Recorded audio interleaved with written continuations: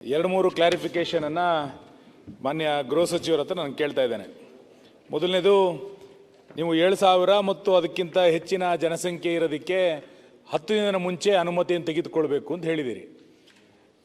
ತುಂಬ ಸರಿ ಕಾರ್ಯಕ್ರಮಗಳು ಅಥವಾ ಹೋರಾಟಗಳು ರಾತ್ರಿ ಬೆಳಗಾಗೋದ್ರೊಳಗೆ ನಿಶ್ಚಯ ಆಗುತ್ತೆ.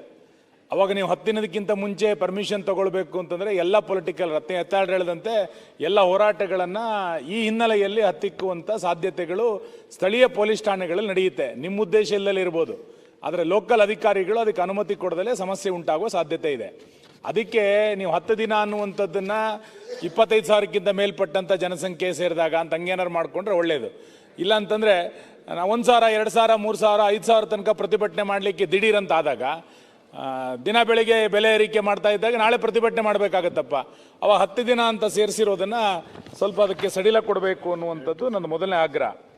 ಎರಡನೇದು, ಇದರಲ್ಲಿ ಇಡೀ ಬಿಲ್ನಲ್ಲಿ ನೀವು ಜಾತ್ರೆ ಹಬ್ಬ ಹರಿದಿನಗಳದ್ದು ಏನು ಅದು ಇದ್ರ ವ್ಯಾಪ್ತಿನಲ್ಲಿ ಬರ್ತದ ಅನ್ನುವಂಥದ್ದು ಕೂಡ ಸ್ಪಷ್ಟ ಮಾಡಬೇಕು.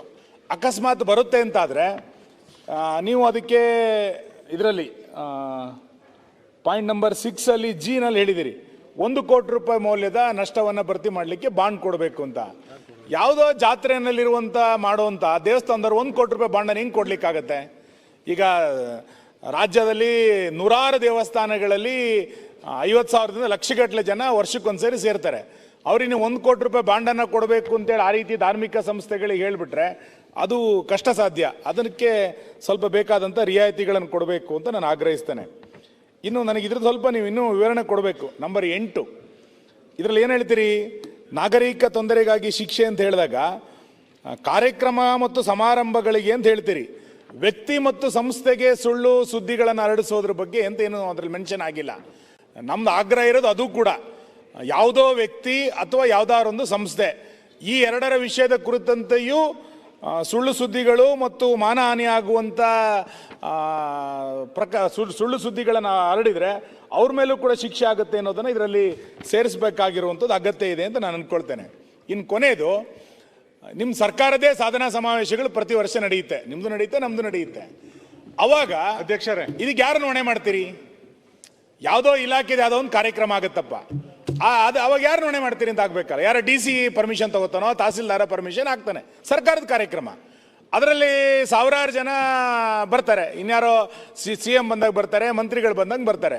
ಅವಾಗ ಏನಾರು ಹೆಚ್ಚು ಕಡಿಮೆ ಆದರೆ ಇದಕ್ಕೆ ಯಾರನ್ನ ಹೊಣೆ ಮಾಡ್ತೀರಿ ಅನ್ನೋದು ಆಗಬೇಕು.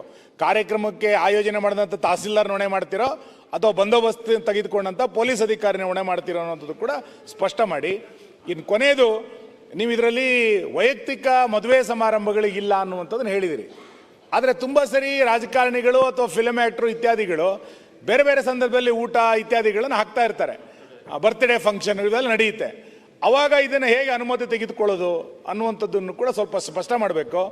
ನನಗನ್ಸೋದು ರೂಲ್ಸು ನೀವು ಯಾವ ಸದುದ್ದೇಶದಿಂದ ತಂದಿದ್ದೀರೋ ತುಂಬ ಸರಿ ಸ್ಥಳೀಯ ಪೊಲೀಸ್ ಅಧಿಕಾರಿಗಳು ಇದನ್ನು ದುರುಪಯೋಗ ಮಾಡಿಕೊಳ್ಳುವಂಥ ಸಾಧ್ಯತೆಗಳು ಹೆಚ್ಚಿರುತ್ತೆ. ಹಾಗಾಗಿ ರೂಲ್ಸ್ ಫ್ರೇಮ್ ಮಾಡಬೇಕಾದ್ರೆ ಭಾಳ ಎಚ್ಚರಿಕೆಯಿಂದ ಮಾಡಬೇಕಾಗಿರುವಂಥದ್ದು ಅಗತ್ಯ ಅಂತ ನಂಗೆ ಅನ್ಸುತ್ತೆ. ಈ 3-4 ಕ್ಲಾರಿಫಿಕೇಶನ್ಗಳಿಗೆ ನೀವು ಉತ್ತರ ಕೊಡಬೇಕು ಸರ್.